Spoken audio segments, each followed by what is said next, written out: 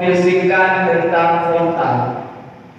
Portal ini merupakan suatu organisasi yang dibentuk oleh para santri dan dewan guru yang masih berada di pesantren-pesantren di seluruh Aceh, baik Kotul, Kutaklun, Langkadeh, Biduk, Samalanga sampai ke Labuan Haji. Tujuan didirikan organisasi ini supaya mempererat tali silaturahmi antara sesama santri dan santri dengan masyarakat. Dan anggota yang berada di portal ini semuanya merupakan orang-orang yang ber-KTP di Kota Lubuk Semame. Dan sedikit kami ada membawa sedikit amplop untuk sumbangan kemuslihatan organisasi, karena kami ke depan ingin membuat acara-acara untuk mengundang para alim ulama, dan amplop ini juga akan digunakan untuk kemuslihatan organisasi. Bila nanti tidak mesti dikembalikan sekarang, bisa 2 hari atau 3 hari ke depan, serahkan kepada panitia masjid saja. Ma'asyiral muslimin rahimakumullah. Alhamdulillah, Allah kagak berjodoh kenanya dengan bulunya bulan Ramadan yang penuh dengan kelebihan-kelebihan, yang penuh dengan berkat-berkat yang Allah berikan. Amalan yang kita kerjakan di bulan ini dibalas oleh Allah berlipat-lipat ganda. Namun semangat kita dalam beramal haruslah lebih kuat lagi. Ini kesempatan untuk kita memperbanyak bekal di hari nanti kita kembali ke hadirat Allah Subhanahu wa ta'ala. Namun dalam hal beramal ada 2 hal penting yang mesti kita perhatikan, mesti ada pada diri orang yang beramal. 2 hal ini. Apa itu? Yang pertama adalah ilmu agama. Ilmu tentang apa yang dia amalkan. Salat, ilmu tentang salat. Karena teringat saya di dalam satu kitab karya Syekh Ibnu Ruslan yang bernama Matan Zubat.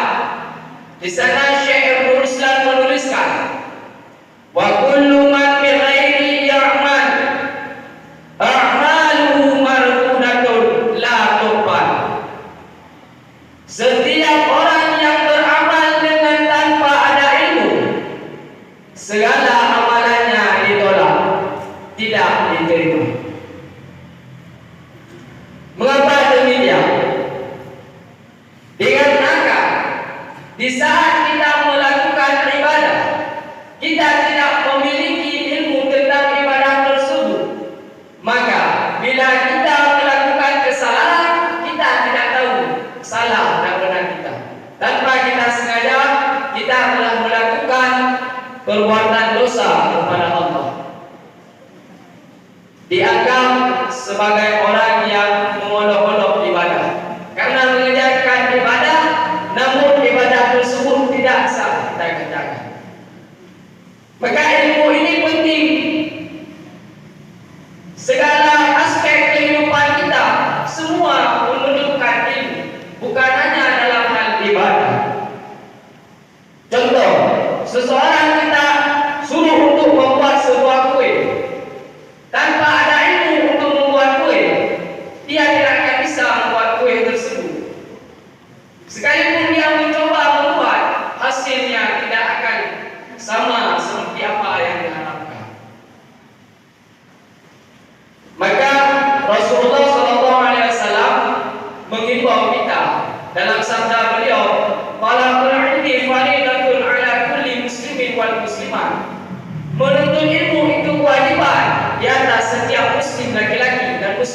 kuat. Maka bila kita membahasakan dengan kata lain, Rasulullah mau mengatakan kepada kita, wahai umatku, belajarlah ilmu agama, carilah guru-guru, pelajarilah ilmu agama. Karena dengan tanpa ilmu kita tidak akan mungkin bisa melakukan ibadah dengan sempurna. Ma'asyiral muslimin yang dirahmati oleh Allah. Hal yang kedua yang mesti ada pada kita saat beramal adalah ikhlas. Ikhlas. Imam Al-Ghazali menjelaskan pengertian tentang ikhlas adalah tajridu qasdi taqribi ila Allah Ta'ala, membersihkan tujuan hanya kepada Allah Subhanahu wa Ta'ala. An-jami'i syawahid, dari apa kita bersihkan? Dari sesuatu, dari segala sesuatu yang serupa dengan Allah. Itu makna ikhlas. Maka dalam kita beribadah, jangan ada di dalam hati kita terbesit selain Allah. Tidak ada karena selain karena Allah.